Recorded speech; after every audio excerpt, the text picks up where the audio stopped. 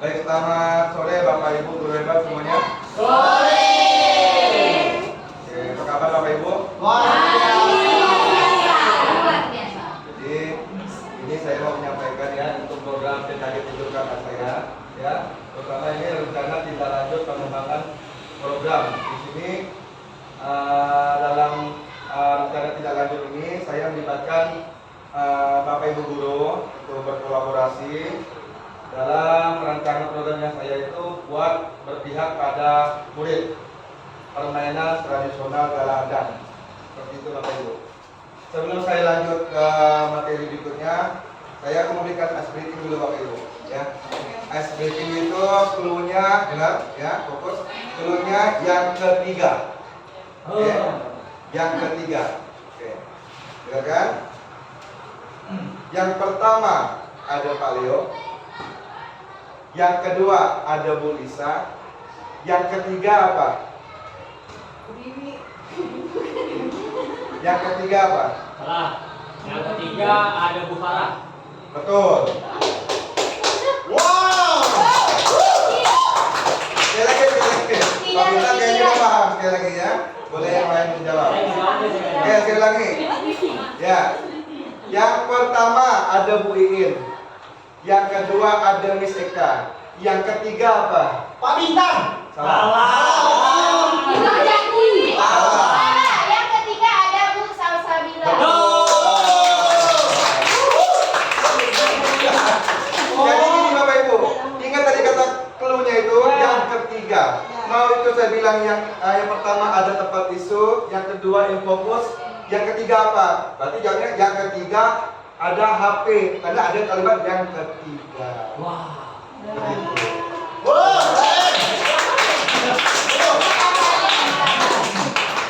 Oke, baik, melanjutkan materi yang saya sampaikan kepada Bapak Ibu.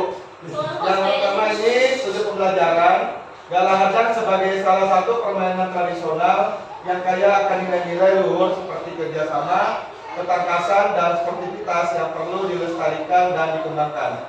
Dengan melibatkan peserta didik secara aktif dan dalam permainan dapat meningkatkan pemahaman peserta didik terhadap budaya lokal serta memberikan pengalaman belajar yang menyenangkan. Penerapan dari program pendidikan gerak dan yang dikatain seperti Sport Education Model atau SEM dengan permainan tradisional Galadang sekolah. Mungkin di sekolah kita sini sudah ada yang menerapkan permainan Galadang ya, Bapak Ibu. Pertama dalam P5 ya. Ya, Mungkin sampai sini ada yang mau menanggapi tentang tujuan pembelajaran dalam permainan tradisional? Lanjut. Gak ada ya? Oke, lanjut. Tujuan program yang pertama meningkatkan partisipasi berupa peran peserta didik. Yang kedua memperkaya pengetahuan murid tentang aturan, sejarah dan nilai-nilai karakter yang terkandung dalam permainan Galadang. Yang berikutnya mengembangkan keterampilan motorik dan sosial. Yang berikutnya melestarikan budaya lokal dan menumbuhkan rasa cinta terhadap warisan budaya bangsa. Dan yang terakhir menerapkan permainan kaya numerasi. Nah, di sini pasti kita harus menerapkan permainan tradisional sekolah kita Bapak Ibu. Mungkin Bapak Ibu sudah menerapkan dalam P5 dalam permainan Galadang. Jadi ini sangat penting Bapak Ibu karena kita jangan terlalu membiasakan anak-anak kita dalam permainan yang bersifat teknologi gitu. Jangan lupakan permainan yang melestarikan budaya di negara kita ya, terutama dalam permainan Galadang. Tetapi juga dalam permainan Galadang ini banyak juga permainan tradisional yang lain seperti balap ketiak, ada engklek, ya, ada namanya gobak sodor, ada yang namanya main peta umpet atau benteng, begitu juga termasuk dalam permainan tradisional. Cuma di sini yang kita bahas adalah tujuan programnya dalam permainan tradisional, permainan Galadang seperti itu Bapak Ibu. Di sini juga ada menerapkan permainan, ada kaya numerasinya. Jadi itu kan lengkap, ada berapa jumlahnya, jumlah pemainnya yang bagian jaga berapa orang itu, ada numerasi seperti itu Bapak Ibu. Oke, lanjut. Berikutnya capaian langkah-langkah dan hasil untuk setiap tujuan. Capaian program. Yang pertama, peningkatan keterampilan fisik murid terlihat dari peningkatan kecepatan dan kelincahan dalam melakukan gerakan-gerakan dalam permainan. Yang berikutnya, peserta didik lebih memahami nilai-nilai sportivitas yang tercermin dari sikap saling menghormati dan menghargai lawan dalam permainan. Berikutnya, terciptanya suasana yang lebih harmonis di sekolah karena permainan ini menjadi wadah bagi murid untuk bersosialisasi dan bekerja sama. Yang berikutnya, dengan arahan dan bimbingan Bapak Ibu Guru, murid mampu mempertanggungjawabkan dalam keputusan yang dibuat. Mengimplementasikan SEM, diharapkan murid mampu memiliki pengalaman dan terbiasa dalam aktivitas numerasi. Seperti itu Bapak Ibu.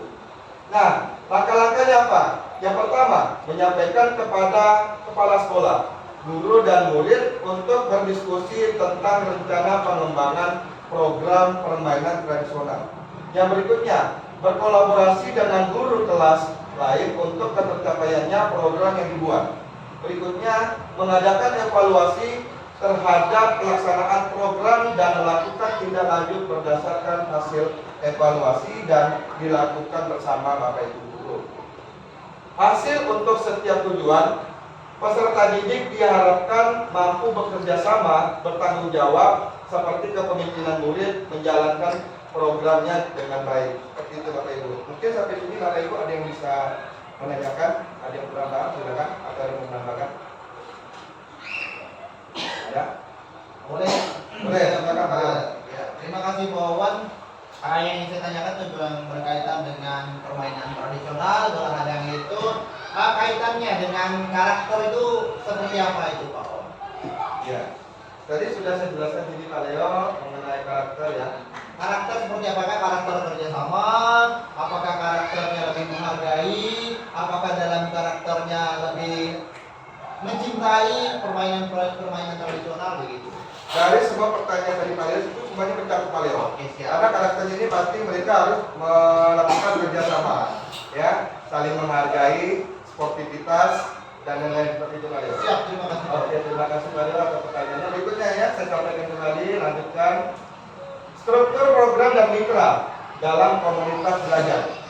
Nah, yang pertama, struktur program ini merupakan kegiatan kurikuler peserta didik fase B, yaitu kelas 3 dan kelas 4. Dan fase C di kelas 5 dan kelas 6 di SD Negeri 08 Kecamatan Pontianak Barat. Durasi kegiatan dilaksanakan 2 kali dalam 1 semester Bapak Ibu. Oke. Nah, di sini mitra. Kalau mitra itu jelas ya, ada kepala sekolah sebagai penanggung jawab kegiatan. Dewan guru bekerja sama dengan memfasilitasi kegiatan dengan memanfaatkan aset yang ada di sekolah kita masing-masing. Berikutnya, pernyataan tentang kapasitas yang dimiliki kelas atau sekolah. Nah, di sini yang pertama, sekolah memiliki kepala sekolah, pendidik, dan tenaga kependidikan yang profesional sesuai dengan kualifikasi akademiknya. Yang berikutnya, peserta didik masing-masing akan mengirimkan perwakilan sesuai dengan bakat dan minat, yaitu menjadi panitia, wasit, pelatih, atau penonton. Nah, berikutnya sekolah memiliki aset manusia, aset lingkungan, dan aset fisik. Jadi seperti yang tadi, yang poin kedua, peserta didik masing-masing akan mengirimkan perwakilan sesuai dengan bakat, minat, yaitu menjadi panitia. Maksudnya itu adalah, tadi yang pertama saya sampaikan mengenai SEM, Sport Education Model. Jadi maksudnya gini, mungkin kalau Pak Bintang sudah menerapkan lah ya, kalau di luar semua teman-teman di dalam mengadakan futsal. Jadi gini, urutan ini maksud saya dalam SEM itu adalah melakukan pertandingan. Seperti misalnya ini kan permainan tradisional galadang. Jadi membuat pertandingan. Kalau kelas meeting ini kelas meeting, misalnya kelas meeting membuat pertandingan pakai per kelas. Nah, nanti itu ada penontonnya, ada wasitnya, ada kayak tamu. Nah, tamu ini kita bisa libatkan Bapak Ibu Guru atau kepala sekolah. Jadi itu nanti ada MC-nya, ada MC-nya, nanti ada pialanya, ada dokumentasinya, nanti ada kata sambutan, dan ada namanya kayak memperkenalkan dari kelompok A misalnya, kelompok A.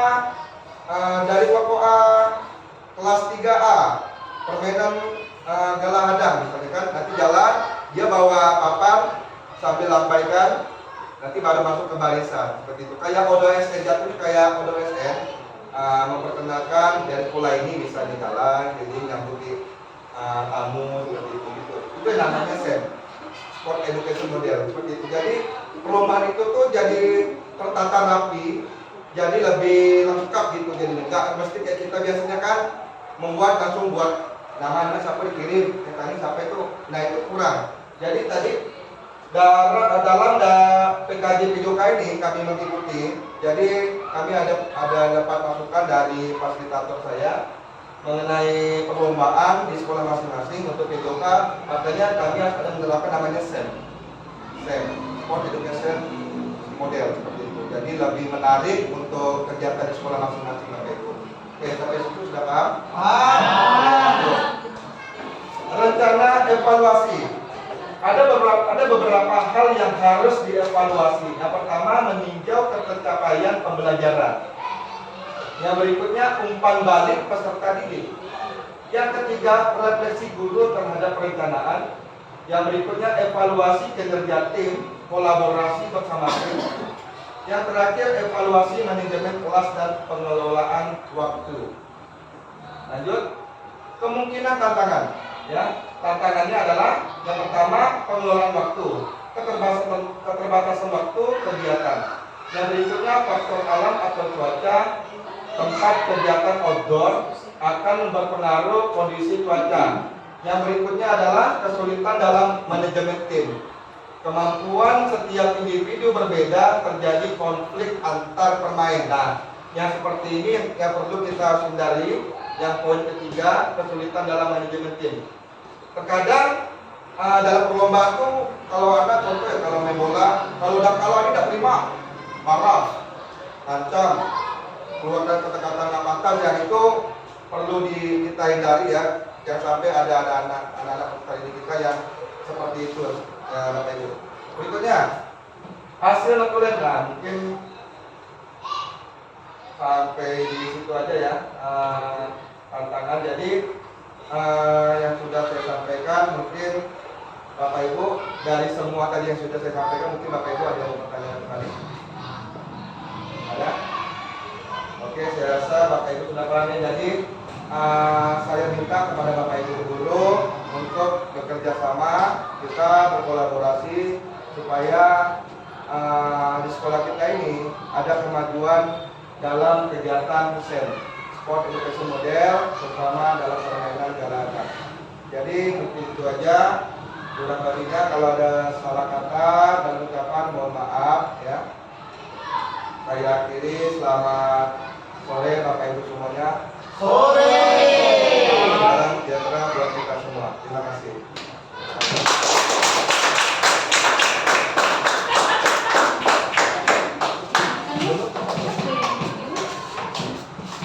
Mas, kamu jaga loh supaya dia bisa di-cut.